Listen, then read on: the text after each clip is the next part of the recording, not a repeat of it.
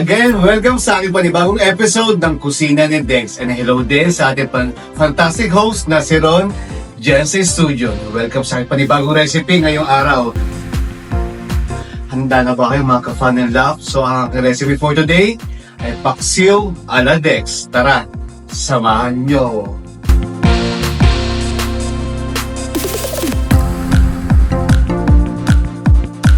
Yan. Then, ang ating isang gagamitin ngayon ay tilapia. Pwede rin bangus pag gusto nyo pag may lagay sa bangus or galunggong, pwede rin siya. Pero bangus belly, pwede rin. Ngayong araw gusto ko ay tilapia. Pag mainit na yung ating kalan, ay lagay natin yung isda natin. Make sure na low heat muna yung gagamitin natin. Sa tilapia, pag pumili kayo mga ka-fun and love, yung saktong laki lang. Kasi pag sobrang laki, medyo nakakaumay siyang iulam. Kailangan nasa small to medium size lang yung tilapia natin. Next natin ay ang ating vinegar. Mag-add tayo ng konting water.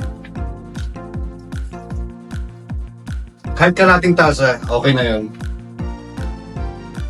Tapos trivia lang, alam niyo ba pag nagpaksiw kayo guys, pwede yung gamitin na aside from suka na puti, pwede rin yung apple cider, mas medyo matamis-tamis yung lasa ng paksiw natin. Minsan, sukang natural yung ginagamit ko, minsan apple cider, much better. Naghahalo yung tamis sa yung tamis. Mas mahal na lang ng konti, pero pagkain naman ng budget, pwede nyo nang gamitin natin para maiba yung paksiw natin. Then next natin ay pepper. Mag-add tayo ng garlic.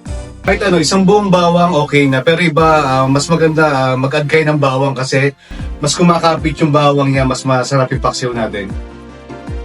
Okay lang masobran yung bawang, yan yung pinaka-importante sa paksiw. Then next natin yung ating onion. Naglalaway na ako yun, naamoy ko na yung asim ng suka natin eh. Then mag-add tayo ng salt to taste. Sakto lang para kumapit lang sa isda natin. Then mag-add tayo ng powder ginger. Hindi mawawala yung pag nagpaksiw tayo, lalo na pag isda yung gamit natin kasi para mawala yung lansa ng isda. Tapos i-cover lang natin ng 10 minutes. Tapos yung lagi kong bilin, pag naghahalo kayo, wag laging sandok.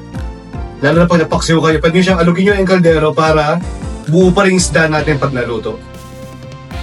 And trivia lang, alam nyo ba yung paksiw na originate sa ito yung paraan ng pagluluto ng gamit ay suka. Sa karne, pwede rin. Mostly sa mga isda, pwede rin. Doon nakilala ang the way na pagluluto ng vinegar. Paksiw ang tawag sa mga Pilipino. 10 minutes lang pag kumulo na, add natin yung ating mga gulay. And next natin yung ating sili. Pandagdag tapang. Actually, si Sugar, may plano na dapat sasayaw daw kami.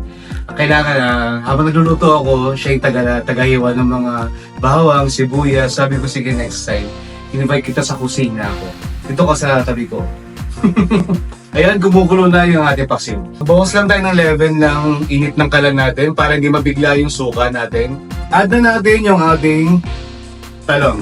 Siguro marami nagtatanong, bakit kailangan ng talong? Bakit kailangan ng ampalaya? Kasi ito yung magkakat ng asim ng vinegar natin. Yung iba kasi minsan yung paksiw gusto sobrang asim, yung iba naman gusto light lang. So mag-add ka ng ampalaya saka ng talong. Para habang kinakain mo yung yung paksiw, nagkakat yung asim niya. Ito yung puputol ng sobrang asim ng vinegar natin. Habang maasim yung suka, tapos parang kinikilig ka na rin pagkasama mo yung kadik mo. Ganun kaasim, sakto lang. Tumatawa ka dyan, nakita kita. Kahit sakto lang yung ampalaya natin. Yung mag-toppings lang siya sa ibabaw, okay na to. Then cover lang natin ng 10 minutes. Pilin ko, huwag kakalimutan. Alugin lang natin yung paksiw natin. Para maganda pa rin yung itsura ng isda natin pag naluto. Hindi siya durog na durog.